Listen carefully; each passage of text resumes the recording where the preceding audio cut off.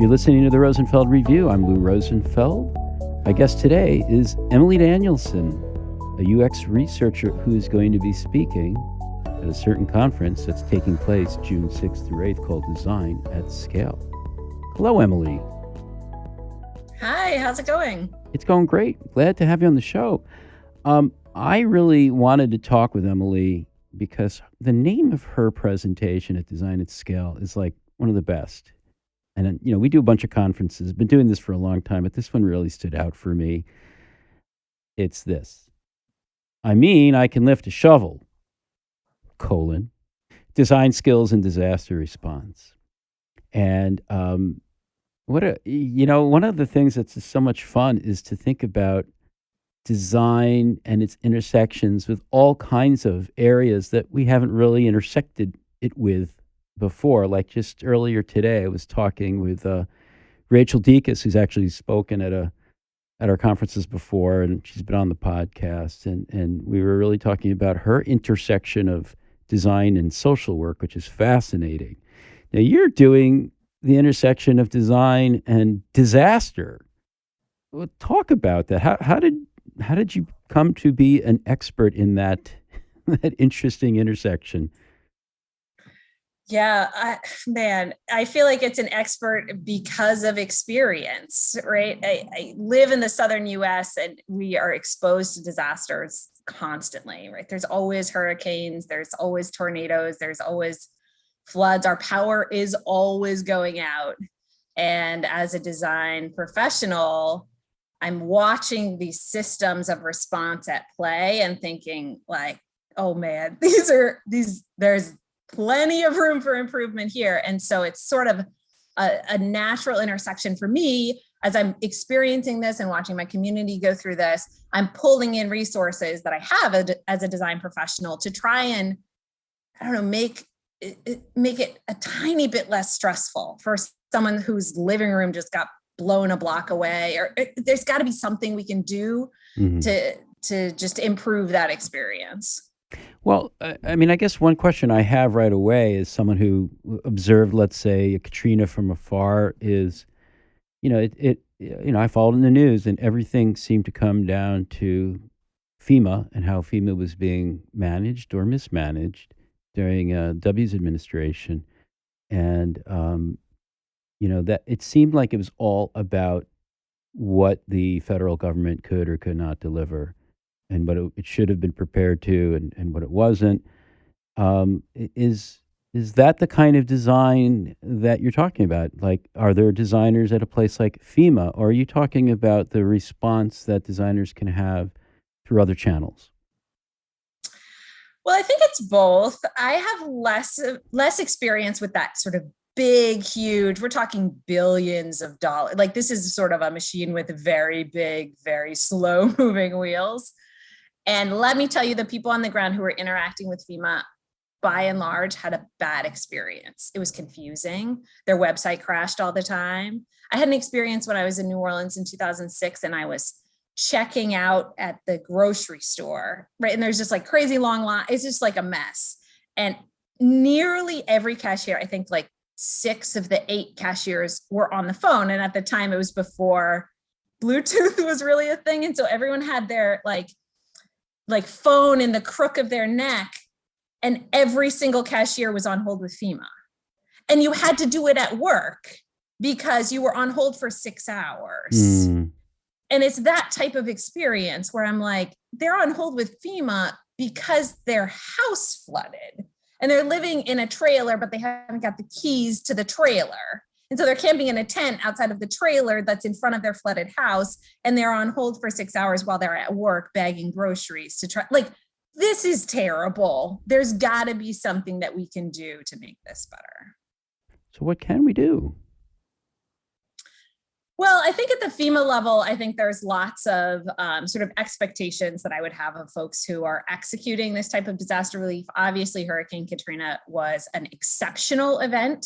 FEMA does respond to more, talking about acute disasters here, right? But it's more routine. Like every year, FEMA responds to something. And so there's ways that they can improve those processes. What I do want to talk about today is what we as individual designers can do on the ground. Because sometimes, we're not necessarily going to stand up and like tell FEMA that they should have a UX department. Like that feels like a bit of a heavy lift. But if, I don't know, if a neighborhood floods that's down the street from us, there are things that we can do that, sort of speaking to the title of my talk, is not just lifting a shovel. Mm-hmm. I think that there's definitely like, if you're able-bodied and you can do this, there's definitely a place for everyone to support in that way. But as systems are stood up, there's lots of ways that I think designers can leverage our unique skills to just improve the experiences and the outcomes that people have following a disaster. Obviously, service design comes to mind, right? Like, I can give you an example, right? There's a sort of a grassroots group called Emergency Communities that stood up very fast after Hurricane Katrina. And they had this big tent, right? These big white disaster tents, and they were serving food, and they had satellite internet, and they had clothes and diapers. It was just sort of a place to go where you're like, oh my gosh, you guys have power. This is crazy. Like very much sort of a beacon in the place. And you walk up and there's like a stuffed kangaroo. And then there's a huge sign that says we use peanut oil in our fryers. And then there's like a very small little sign that says menu here. And then there's welcome in a few different languages. And it's just a mess, right? Mm-hmm. You show up like, well, I don't know where to go. I don't know what to do. Like, I feel kind of overwhelmed, right? And so their solution to this is to put a person at the entrance to the tent. And so this person is then going to solve all of these problems that all of this like random signage and information has sort of led you to be confused. And then you have to speak to a person, which you may or may not want to do depending on like your current emotional crisis that you're having at that moment. And so to me, right, you're thinking back on that and you're like, okay, well, there's ways that service designers can inform this quickly, right? Like, hey, let's put things in the right order. Let's get rid of the kangaroo. Let's put the person at the front. Let's, like say food here, 1 o'clock, it's hot, let's go. Something that really would streamline that process. And arguably, which is sort of the point of this, is get the resources to the people who need it with less stress. Mm-hmm. Which is really what I think I'm driving at all of this, is like these folks are in crisis and like there's stuff that they need, and let's just make that happen. And so that's an example of how, for example, service designers could make an impact. Do you see, well, yeah, and I agree, service design is like a critical area here. Are there other aspects of design that you've seen maybe surprisingly important, not expecting, let's say, some aspect of interaction design or some other area that's come up in your work? Yeah, so I can give you another example about data and research and organization. So coming from a research place, I'm always interested in making sure that we're sort of asking the right questions. And a lot of my experience is rooted in Katrina, and this example is too, but I think it's applicable to other situations as well.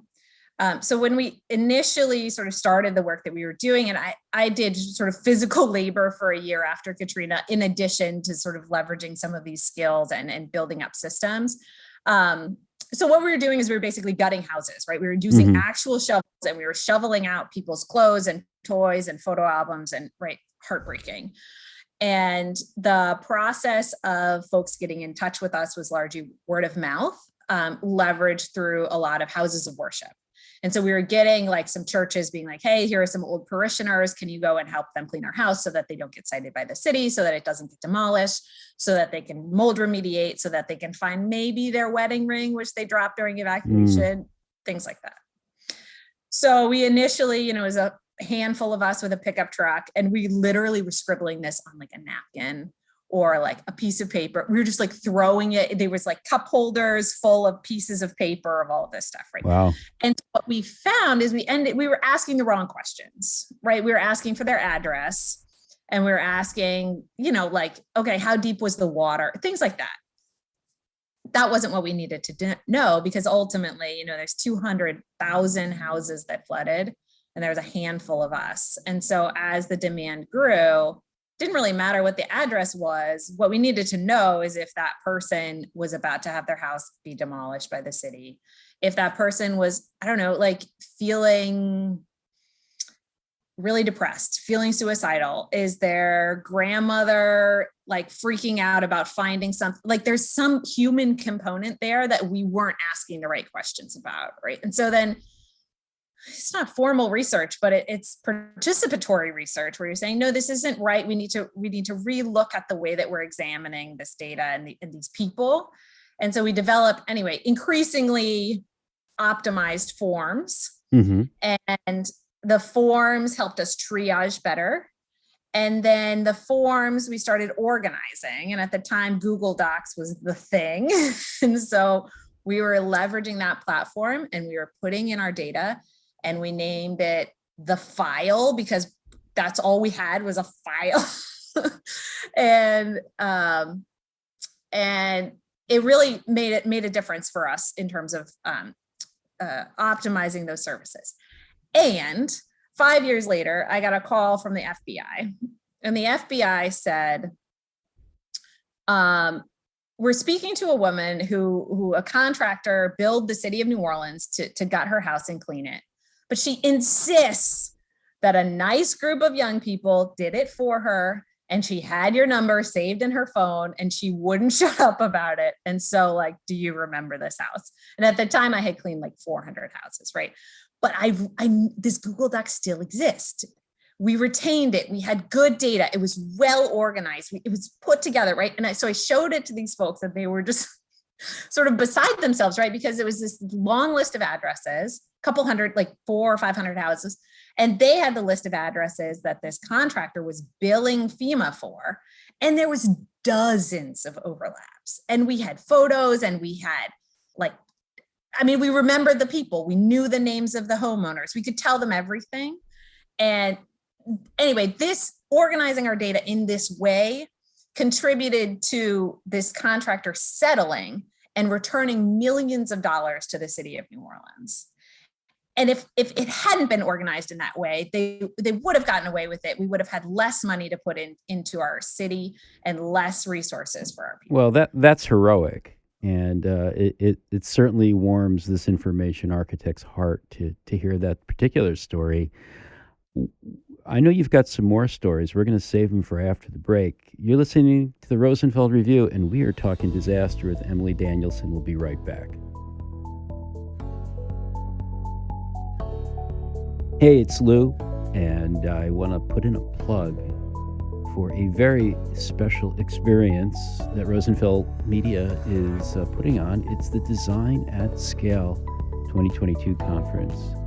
It's taking place June 8th through 10th, and it will be 100% virtual. Why are we doing this conference? Well, first of all, it's the latest edition of a conference that's taken a lot of different shapes over the last 7 or so years. It was the Enterprise UX Conference for a while, then it was Enterprise Experience, and the last couple of years, Design at Scale. This year in particular, we are looking back at the last couple fun years we've all been having, taking the lessons, looking at some of the challenges, pulling together and distilling what we've learned, and using what those lessons are to help map a path forward. So look at this conference in a way, if you work in a large organization as a designer or researcher, what have you, as an opportunity to reflect and then pivot and take what we are covering in these 3 days and arm yourself to move forward. That's what Design at Scale is going to be about. If you want to know the themes, the first one, we have a whole day on this, is design practices in times of crisis. The second day is all dedicated to design processes for a new normal. And the third day, the third theme, is design people caring for individuals and teams. If this sounds up your alley, come to the website, designatscale.co. Check out the program. I think you'll be impressed. And again, we do virtual really well. I think you'll enjoy the experience. I hope we'll see you June 8th through 10th at Design at Scale 2022.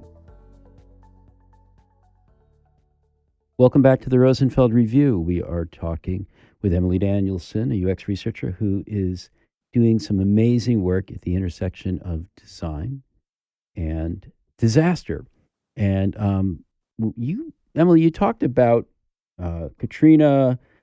I know you've looked at and been involved in many different response efforts to a variety of disasters. And as I hear you talk, I wonder if you are starting to see um, a pattern, a shape, dare I say, something of an architecture to what response to disasters typically looks like. Because just hearing these stories, it just makes me think, well, there's probably things that need to be planned for, thought through, designed for in advance, like helping people escape and understanding what the transportation issues involved will be, but also probably a wave of initial um, caregiving in terms of like helping people be somewhere dry and safe, and that they actually have safety from each other. I know there were some concerns I think it was at Katrina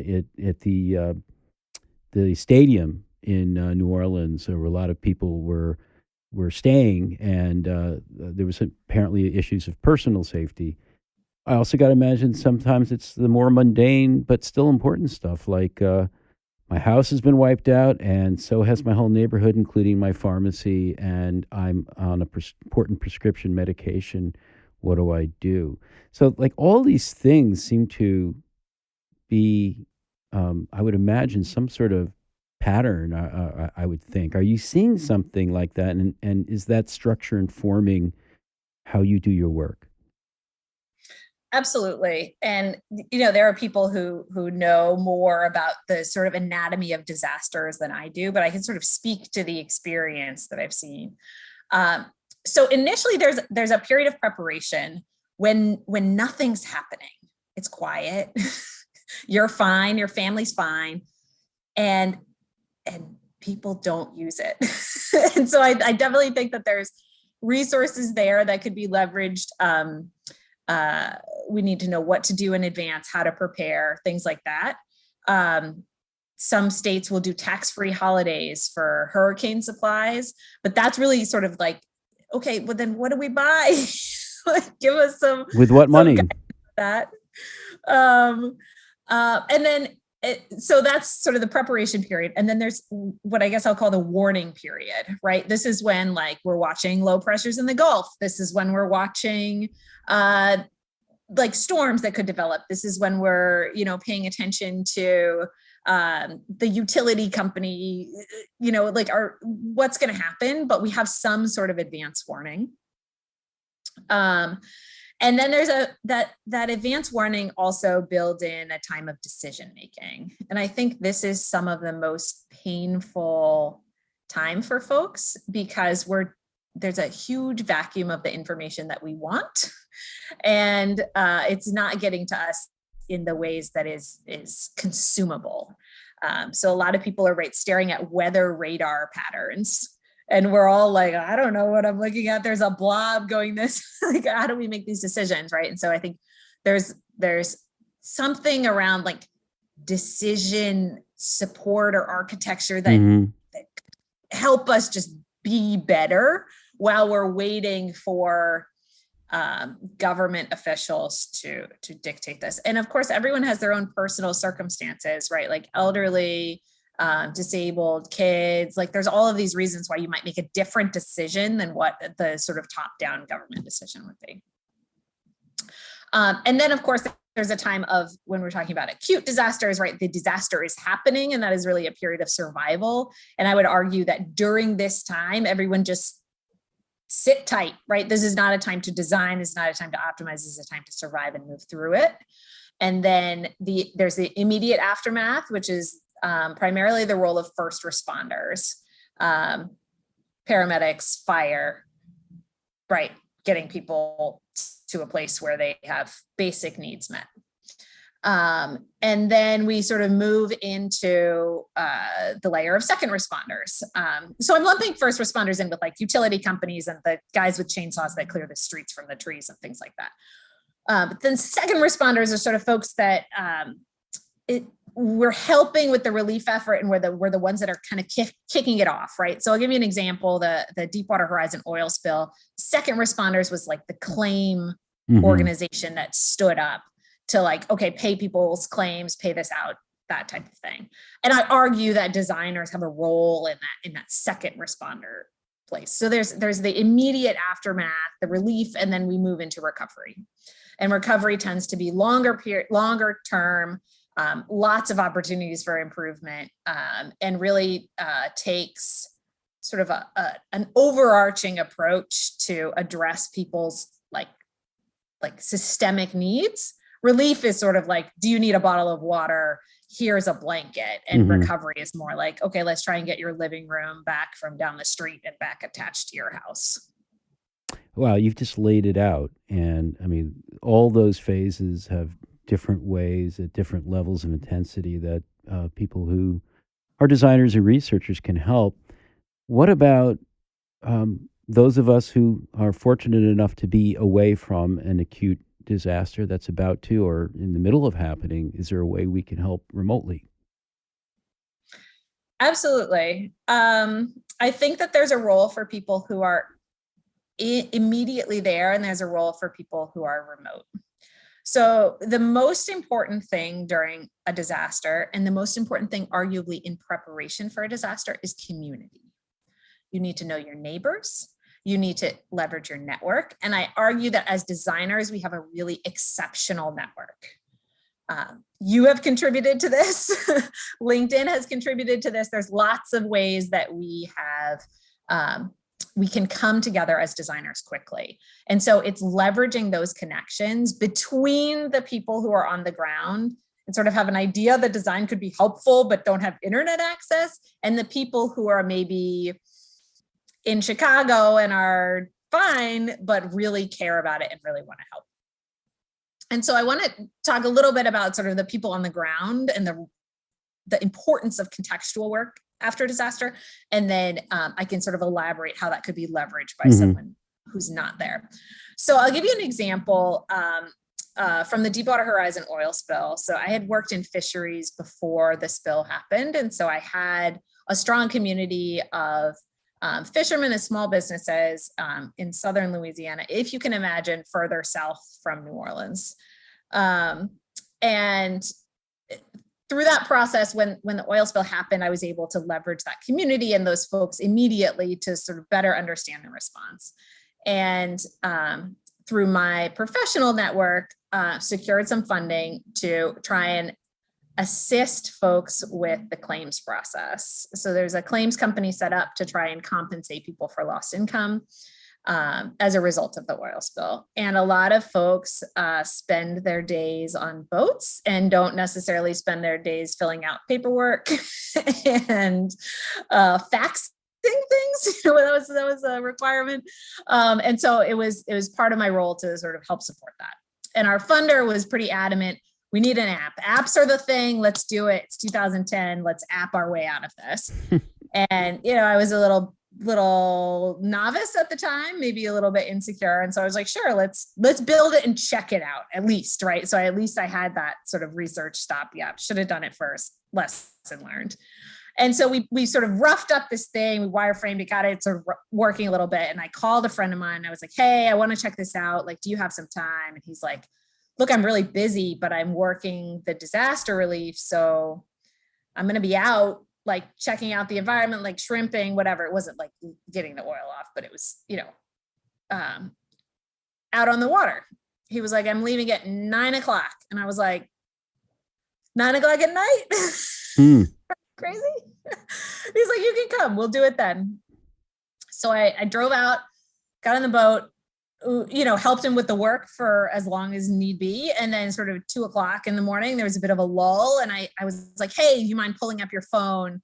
Let's check out this app. I just want to see how it's working. And he's like, oh, we don't get data coverage out here. I'm like, oh, well, cool. Good to know. Yeah. I'm like, okay, let's walk through this offline copy. Like, let's just see how this works. And he's like, well, the only thing that I'm looking for is a phone number that someone picks up, right? That isn't the 6-hour hold line. That isn't this. And so I'm thinking about this. He's like, well, I would just call you, speaking to the importance of community, right? And so Mhm. I'm like, all right. Lesson learned. This is right. And then so we went through the process. We reported back to the funder. They wanted to build it. It was downloaded. This app was downloaded, I don't know, 55, 60 times total. Everyone was just looking for a phone number. And ultimately, it really led to the importance of contextual research. Long story short, right? That's what it's like being on the ground. You learn, you get on the boat, you realize they're not going to use an app. They just want a phone number. Like, great. It's the responsibility of those folks on the ground not to do the work of, okay, finding the right phone number, potentially building an app if that is what needs to happen, sort of optimizing some of this stuff. It's their responsibility to get the information to people who have Mhm. air conditioning, whose grocery stores sell lettuce, who's, like, who can go get stitches at somewhere other than an old Lord and Taylor's. Like, that's their role. And I think it's the folks who are on the ground who are deeply impacted, communicating that research and that information up. And then those folks building something thoughtfully, right? You're like less stressed and less panicked. And so you can sort of relax and think through, how am I going to architect this? What's going to be best based on the information that I have? And then send it back for testing. Wow, that's really quite a story. I just, I'm really pretty blown away, and I also love this picture of you sitting in the boat late at night doing your research. Um, if one more question for you. I imagine a lot of people listening want to help, and some may, in the case of disasters, some may even want to make this their calling. You might have converted some people during this podcast. Wouldn't that be amazing? Other than finding yourself, unfortunately, in the middle of a disaster and having to respond, in the moment, how can designers who want to get involved in this area and help with disaster preparation, and of course, when it's happening in the response, how can we get involved? Yeah, I think that's a great question. So, right now, I feel like at least in Houston, other parts of the southern US, we're in that preparation phase, right? Where we're leveraging ourselves and our communities, getting ready for whatever could happen. Um, COVID aside, right? That's a whole nother disaster that we're in the middle of. But and so I'd like to sort of leave your listeners with this concept of mutual aid. So mutual aid is the process of collaborating and sharing resources across a community in order to get everyone's needs met. This has very little to do with money, which I think is different from sort of what we talked about earlier with FEMA and even the claims process from Deepwater Horizon. Like, that's very top down, here's some money. And this is more like we have the resources and skills together to support each other. And I think that's such a great opportunity for designers to get involved. And it's also an incredible opportunity for information. Hmm. So a lot of what we need to do if we're not in a place is to have relationships with organizations and community members who will know what people need immediately and to have their phone numbers. And for them to text us, here's a picture of something that's happening and it's terrible, or to send us the link to a list. This happened after Hurricane Ida. There's a list of street closures. It's just text. This intersection is closed. This intersection is closed. There's a tree on this intersection. And it's 200 lines long. Like, send us that link and we'll make a map for you. Or at least throw a few carriage uh, returns in. yeah. Wow. So I think really, like, examining mutual aid, there's an organization called Mutual Aid Disaster Relief. It's national, and there's a ton of local organizations under that umbrella. If you are interested in mutual aid in your own community, it's a great place to start. Unfortunately, no community is isolated from the potential of future disasters. If there's a place that you've been that you're really interested in, starting out with mutual aid, I promise, will not make you money, but will make the biggest impact. And so that's where I think that folks should start right now in our preparation phase. Fantastic. Thank you for sharing that. And thank you for great stories, and more importantly, just the great work that you're doing. Emily Danielson, Wow. I can't wait for your talk. I'm going to read that title one more time because I think it's so awesome. I mean, I can lift a shovel, colon, design skills in disaster response. She's going to be giving that talk at the Design at Scale 2022 conference, which takes place virtually June 8th through 10th. I said it before, and I will say it again with pride. We do a damn good job with the virtual conference. So if you're a bit of a skeptic still in this day, and by the way, this day is already April 2022, 2.5 years practically into the pandemic. If you're still lukewarm on virtual conferences, you should really try this one out. Also because the program is so freaking amazing, and Emily's part of it. Thanks again, Emily. Can't wait for your talk. We'll see you in June. My pleasure. Thanks for listening to the Rosenfeld Review, brought to you by Rosenfeld Media. If you like our show, please subscribe and review it on iTunes, Stitcher, or your favorite podcast platform. I'd love it if you tell a friend to have a listen, and check out our website for over 100 podcasts with other interesting people.